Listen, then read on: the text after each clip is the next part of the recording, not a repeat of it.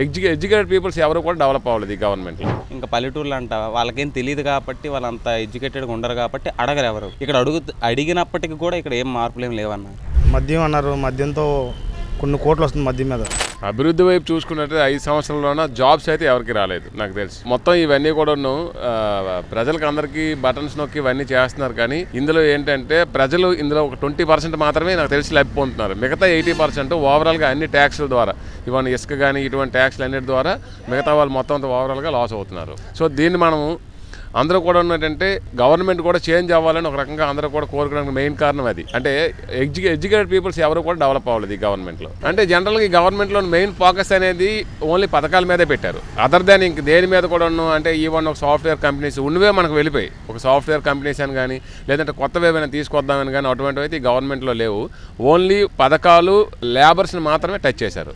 ఆ లేబర్స్ని కూడా 100% సాటిస్ఫై చేయలేదు. మినిమం ఒక 30 to 40% మాత్రమే లేబర్లో లబ్ధి పొందుతున్నారు. అందులో కూడా కొంతమంది ఏంటంటే మనకు సంబంధించిన ఈ వాలంటీర్లు అవ్వచ్చు, వాళ్ళకి సంబంధించిన వాళ్ళు కావచ్చు, వాళ్ళని ఎక్కువ తప్పించి గవర్నమెంట్లో అందరూ కూడాను లబ్ధి పొందట్లేదు. అంటే జనరల్గా జనాలు ఏంటంటే మెయిన్ దేనైనా కొత్తదాన్ని ఫస్ట్ ఒకసారి కోరుకుంటారు. దానిలో ఉన్నది పూర్తిగా తెలిసాక ఆటోమేటిక్గా 5 years తర్వాత తెలుస్తుంది. అది ఒక్క రోజుకో 2 రోజులు కాదు కదా. మన ఓటు వాల్యూ అనేది 5 years. ఈ 5 yearsలో కూడాను మన జనాలు అందరూ కూడాను ఒకసారి నమ్మి ఓటు వేశారు, పరిపాలన అనేది చూశారు. ఇప్పుడు ఇందులో అందరికీ సాటిస్ఫై అవ్వలేపారు కాబట్టి నెక్స్ట్ ఐ థింక్ చేంజ్ కోరుకుంటున్నారు జనాలు. అది దానికేముంది సార్, సెల్ఫ్ కాన్ఫిడెన్స్. ఎవరైనా చెప్తారు ఇప్పుడు నేను ఇంటర్వ్యూకి వెళ్ళంటే ఖచ్చితంగా నేనే వస్తానని చెప్తాను. అక్కడ 10 members వెళ్తారు ఇంటర్వ్యూలో, ఎవరి కాన్ఫిడెన్స్ వాళ్ళకి ఉంటుంది. సో నేనే వస్తాననేది ఆయన సెల్ఫ్ కాన్ఫిడెన్స్. అది ఖచ్చితంగా చెప్పలేము. కాకపోతే ఆఫ్టర్ ఎలక్షన్స్ అయితే మాత్రం ఛాన్సెస్ మాత్రం లేవు, 30% ఉన్నాయి. ఈసారి అంటే మ్యాక్సిమం హంగే వస్తుందండి. అంటే ఇప్పుడు అందరూ కూడా కలిపి చేస్తున్నారు కదా, ఈవెన్ బీజేపీ కూడా మిక్స్ అవుతుంది కదా ఇప్పుడు వచ్చి. మ్యాక్సిమం ఛాన్సెస్ అయితే ఉంది. అంటే ఇందులో అడగడానికంటూ ఇప్పుడు జనసేనకు ఒక 15 సీట్లు వచ్చాయి, ఇప్పుడు టీడీపీకి ఒక 80 సీట్లు చాలా వచ్చేటప్పుడు ఏదైనా జరిగేటప్పుడు ఆటోమేటిక్గా ఒకళ్ళు అడగడానికంటూ ఒక హ్యాండ్ రైజింగ్ ఉంటుంది మనకు పార్లమెంట్లో కానీ ఎక్కడ కానీ. సో ఇప్పుడు ఏమవుతుందంటే ఒకే గవర్నమెంట్ ఉండడం వల్ల ఎవరు కూడాను దాన్ని అడగలేకపోతున్నారు. అంటే మారితే బాగుంటుంది అనుకుంటున్నాను. అంటే ఓవరాల్గా అందరికీ కూడాను యూజ్ అయ్యేటట్టు. ఇప్పుడు ఇందులో ఎవరికి ఇది కాదు, ఒకే వర్గాన్ని లబ్ధిదారులు అనేది ఉండకుండా ఇక్కడ ఎడ్యుకేషన్ పర్సన్స్ అవ్వచ్చు, నార్మల్గా మనకి లేబర్స్ అవ్వచ్చు, పరిశ్రమల పరంగా అవ్వచ్చు, సాఫ్ట్వేర్ కంపెనీస్ అవ్వచ్చు, ఏవైనా కావచ్చు, అన్నీ డెవలప్ అవ్వాలి. సో అది గవర్నమెంట్. రాష్ట్రాన్ని అభివృద్ధి అంటే ఎలక్షన్స్ దగ్గర వస్తున్నాయి కదా, వైజాగ్ను కొంచెం కొంచెం మారుస్తున్నాడు. నేను ఇక్కడికి వైజాగ్ వచ్చాక ఇక్కడ ఏం మారింది ఏం లేదు. ఇంకా పల్లెటూర్లు అంట వాళ్ళకేం తెలియదు కాబట్టి వాళ్ళంత ఎడ్యుకేటెడ్గా ఉండరు కాబట్టి అడగరు ఎవరు. ఇక్కడ అడిగినప్పటికీ కూడా ఇక్కడ ఏం మార్పులు ఏం లేవన్న. ఇంకొకటి ఏంటంటే గెలిచిన తర్వాత ఇచ్చిన హామీల్లో ఏది పూర్తి చేయలేదు ఇప్పటి వరకు. ఎందుకు నేను డిగ్రీ చేస్తున్నానా, నాకు రావాల్సిన విద్యా దీవెన 8,000 శాంక్షన్ అయితే నా అకౌంట్లో 2,600 పడ్డాయి.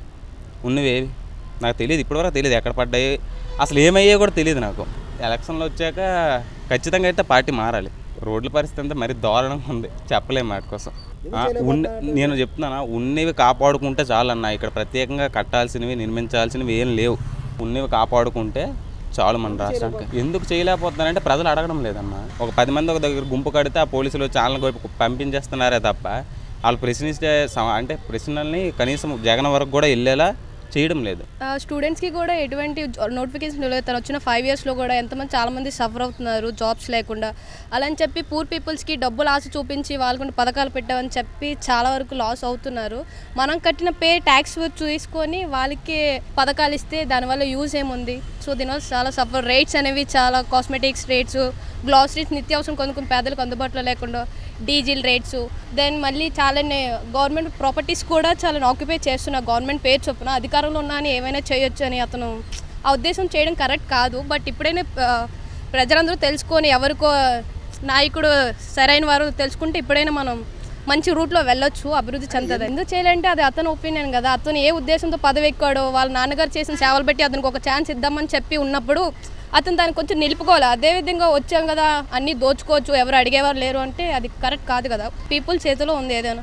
ఈ రూరల్ ఏరియాలో ఉన్న వాళ్ళు అర్థం చేసుకుని చదువుకునేవాళ్ళు, చదువుకోలేని వాళ్ళు ఏంటి, మాకు ఎవరు వచ్చినా ఈ జగనన్న ఇస్తున్నారు, ఈ పథకాలు 40 ఏళ్ళ నిండిన వాళ్ళకి పెన్షన్ ఇస్తున్నాడు అంటున్నారు. కానీ వాళ్ళ ఇంట్లో తెచ్చింది ఏమి ఇవ్వట్లేదు కదా. సో బయట అమౌంట్ ట్యాక్స్ రూపంలో వచ్చిందే వాళ్ళు పథకాలు ఇస్తున్నారు. అది ఊర్లో ఉన్న వాళ్ళకి తెలియట్లేదు, చదువుకున్న వాళ్ళకి అర్థమవుతుంది సిచ్యువేషన్స్ ఏంటో అని, కానీ వాళ్ళకి తెలియట్లేదు. కొంచెం ఇది తెలియజేస్తే కొంచెం బెటర్ అని మా పర్సనల్.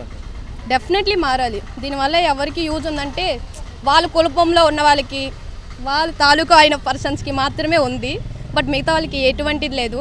డబ్బులన్నీ పథకాలు ఖర్చు పెడుతుంది కానీ అభివృద్ధి అయితే లేదు. రాజధాని లేదు మనకి, పోలవరం లేదు. మూడు రాజధానులు ఒక రాజధాని కట్టలేకపోయాడు. అక్కడ రుషికొండ మాత్రం 500 కోట్లు పెట్టి ఆయన ప్యాలెస్ కట్టుకోగలిగారు. కానీ ప్రజెంట్ మా ఊరిలో మాది కోటవటం మండలం. అది మా దగ్గర ఫస్ట్లో అన్నారు ఇల్లు కట్టుకోవడానికి మేము ఇల్లు ఇస్తాం, ఫస్ట్ మేమే కట్టిస్తాం అన్నారు. తర్వాత మేము కట్టుకోవడానికి అమౌంట్ ఇలా వాయిదాలుగా దపాలో ఇస్తామన్నారు. ఆ తర్వాత లాస్ట్లో ఏమంటే మేము సగం మేము సగం మీరు అన్నారు. లాస్ట్కి మాది పునాది కూడా లేపలేదు. నేను ఆ ఖాళీ స్థలం అలాగే ఉంది. చేయలేకపోతున్నారంటే ఫస్ట్ మద్యం అన్నారు. మద్యంతో కొన్ని కోట్లు వస్తుంది మద్యం మీద. అది మాత్రం లెక్కలేదు మనకు వచ్చి. ఎక్కడ ఇప్పుడు అమ్మఒడి ఎంత, దీనికి ఎంత అన్నీ చెప్తున్నారు. కానీ మద్యానికి ఎంత వస్తుంది, ఎంత ఖర్చు పెట్టిన ఎక్కడ చెప్పట్లేదు. ఇదిగో ప్లాస్టిక్ నిరోధించారు, ప్లాస్టిక్ ఎక్కడ వాడకూడదు అన్నారు. వైన్ షాప్లో మందు బాటిల్ ప్లాస్టిక్ బాటిల్ అమ్ముతున్నారు. అదే తప్పే కదా. ఆయన చేసింది ఏది బాగుంది, ఏది బాగలేదు. చేయట్లేదంటే ఇంకా అది అంతా అదో మైండ్, క్రిమినల్ మైండ్ అదంతా. దాన్ని మనం చెప్పలేం. ఇంకా అలాంటి ఇంకా సైకో అంటారు కదా. ఇంకా అదే మారుతుంది కూడా, పక్కా మారుతుంది. ఎవరు నమ్మట్లేదు. సిద్ధం అంటే దేనికి సిద్ధం? ఆయన ఏం చేసిన సిద్ధపడుతున్నారు అది అర్థం కాదు ప్రజలకి. నేను ఇది చేశాను అని చెప్పడానికి ఒకటి లేదు ఆయనకి. సిద్ధం అంటే దేనికి? ఇప్పుడు ఏంటంటే ప్రతి వాళ్ళకి నేను 2 బటన్ నొక్కాను, అలా ప్రతి ఇంటికి ఏదో వెళ్తుంది కదా. ఇప్పుడు నాకు ఓటు నొక్కండి అన్నారు. ఎవరు అడిగలేదండి ప్రజెంట్, ఎవరు ఏరు కూడా. నెక్స్ట్ తెలుగు జనసేన టీడీపీ వస్తుందండి, పక్కా వస్తుంది. ఇద్దరు వస్తుందంటే ఏముంది. ఇప్పుడు సీట్లు నిన్న 24 hours నుంచి అతను ఇద్దరు చర్చ జరుగుతుంది. 2 సీట్లు టీడీపీ. చాలా బాగుంటుందండి, చాలా బాగుంటుంది. పరిపాలన ఎలా ఉంటుంది కానీ మనకంటే ఒక రాజధాని ఉంటుంది, మనకు ఒక పోలవరం వస్తుంది, మనకి అభివృద్ధి చాలా తిట్టండి. అందుకనే మాకు అయిలే మెయిన్, మనకు రాజధాని లేదు కదా. రాజధాని వస్తుంది, పోలవరం వస్తుంది, చాలా బాగుపడతాం మనం.